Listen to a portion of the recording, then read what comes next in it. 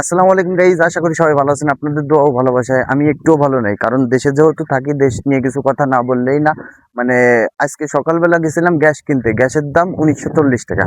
আরে ভাই, কোন দেশে থাকি রে ভাই? দেশে মানে 1300 টাকার গ্যাস এখন 1940 টাকা দিয়ে তাও পাওয়া যাইতেছে না।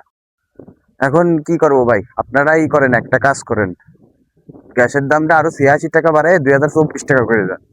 কারণ 2024 নিয়েই তো আপনারা পড়ে আছেন, কিছু করার তো নেই।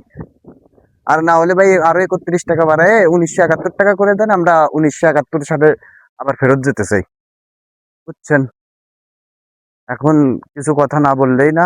মানে দেশ আস্তে আস্তে, মানুষের দেশ উন্নতি হয়, আর আপনারা দেশকে মানে একবারে এমন এমন নিম্ন পর্যায়ে নিয়ে যাইতেছেন।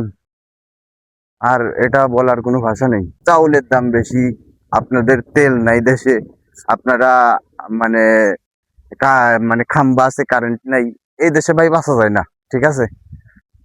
আমরাও তো মানে সোশ্যাল মিডিয়ার যুগ, তো বাইরের কান্ট্রি তো দেখাই যায়, অল টাইম দেখাই যায়। আমাদের মতো কষ্টে আর কোনো আর কেউ নেই, ঠিক আছে? এখন ভাই দেখেন কি করবেন। মানে দেশ তো আপনারা এমন ভাবে রিপ্রেজেন্ট করতেছেন, মানে দেশটা মানে মানুষের বাপদাদা রয়ে গেছে।